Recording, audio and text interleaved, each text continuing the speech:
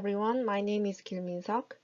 This paper is number 50th paper, and the title is Historical Antisemitism, Ethnic Specialization, and Financial Development.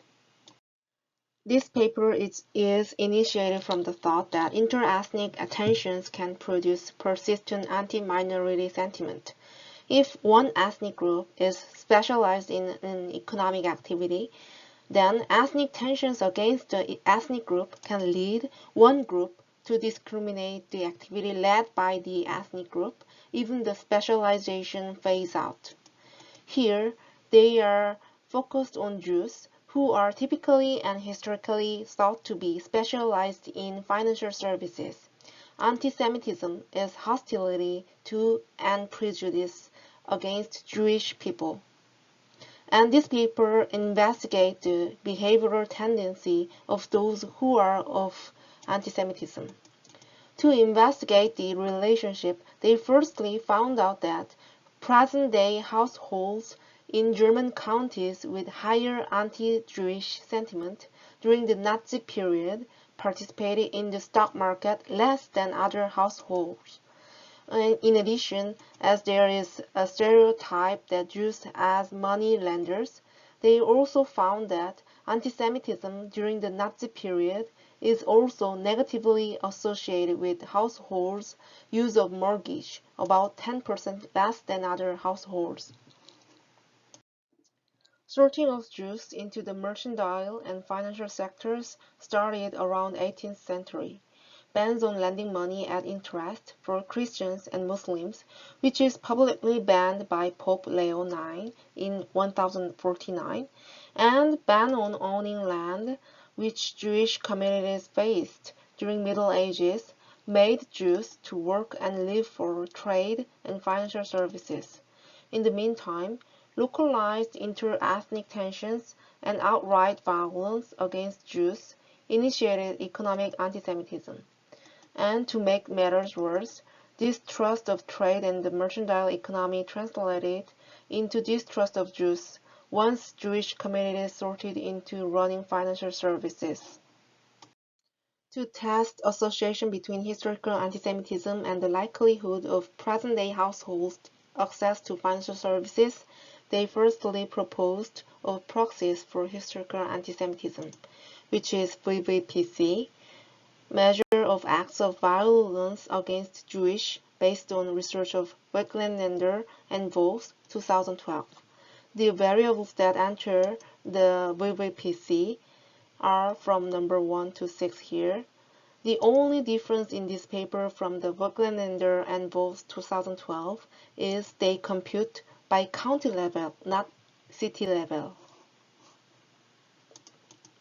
The second proxy to capture localized historical antisemitism is Program 1349, which is dummy equal 1 if any town in the county experienced at least one anti-Jewish pogrom during the years of the Black Death around 1349.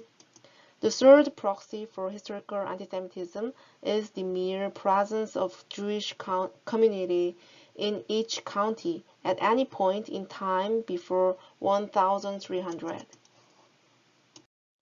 Here is the regression of baseline analysis, the association between historical antisemitism and stock market participation by German households from 1984 to 2011. You can see how each variable data is composed of. Here, number 1 to number 6. The regression result is like this. VVPC is associated with 0.9 percentage lower stock market participation.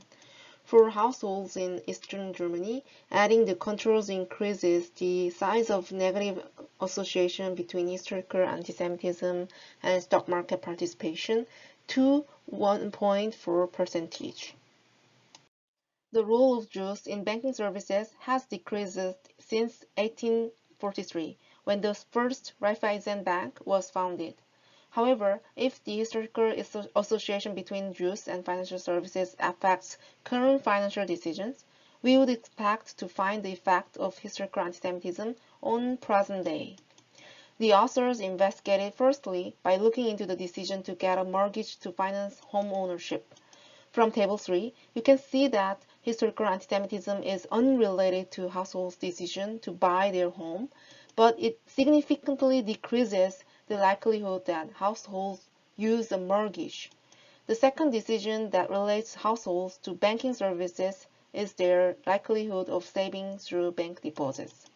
For the second investigation regarding households' likelihood of saving through bank deposits in relation with historical antisemitism, they couldn't get significant results by using SOEP sample, which is data source also used from the socioeconomic panel.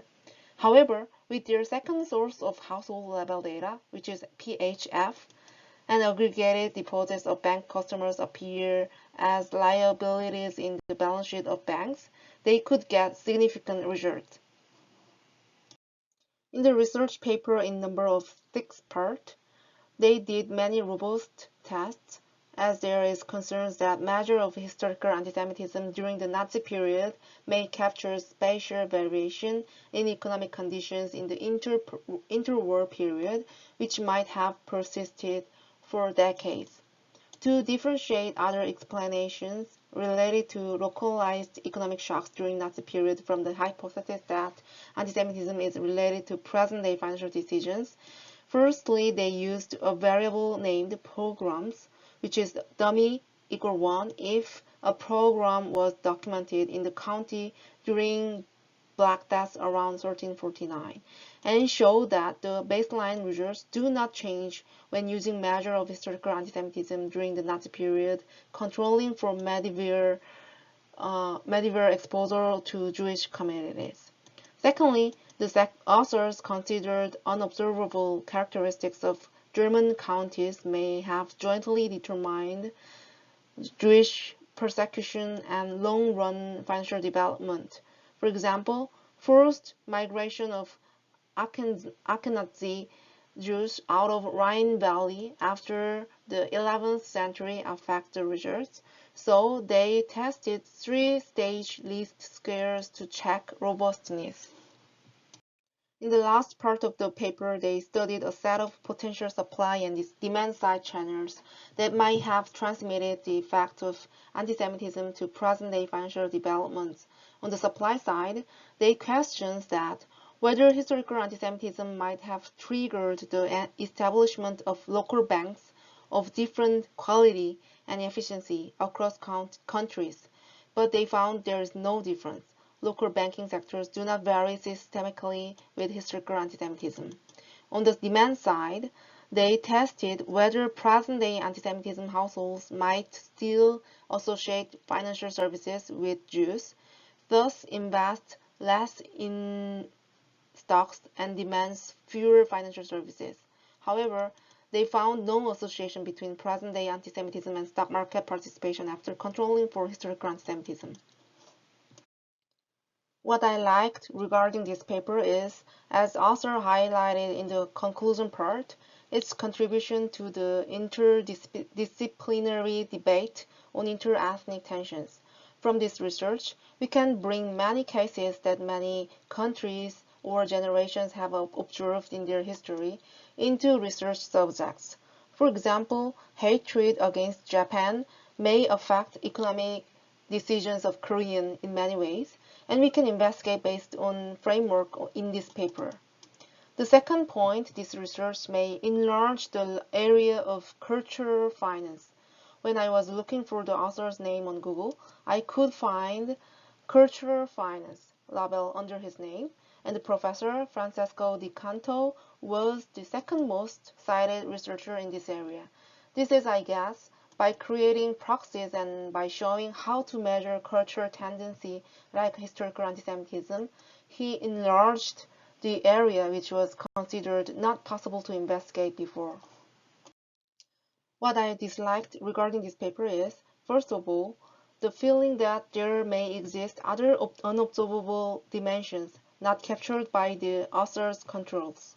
Even he mentioned they did many robust tests to convince, but as the antisemitism has affected the county's economy, culture for decades, so it remains me some uncomfortable feelings.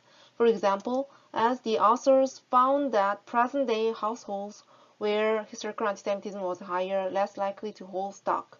However, as they referred in this paper, the size of the association is similar to the effect of holding a college degree. What if antisemitism has affected college degree and the low level of education has affected households to less participate in stock market? Can we say that antisemitism is the reason of less participation to finance? The second point that I disliked is regarding the variables the author used. Here is the baseline regression. The dependent variable, hold stocks, is equal 1 if households surveyed, they hold any stocks. I can't stop thinking that what if the author used the portion of investing in finance to a household's total investment or wealth instead of dummy 0 or 1. In addition, income deciles are also dummy variable indicating the decile of the income distribution to which the household belongs. Here, I questioned whether dependent variable and independent variable can both dummies. I searched on Google, and it is possible but should be very careful to interpret the results. I can't stop thinking that it would be better if dependent variable is not dummy. The author could use total amount of investment and control it by income decile. Here is the conclusion of this paper. Historically, European Jews have specialized in financial services while being the victims of antisemitism. The authors found that the present-day demand for finance is lower in German counties where historical antisemitism was higher. Households in counties with high historical antisemitism have similar saving rates but invest less in stocks, hold lower saving deposits, and are less likely to get a mortgage. And the results contribute to inter-ethnic tensions. This is the end of presentation. Thank you for listening.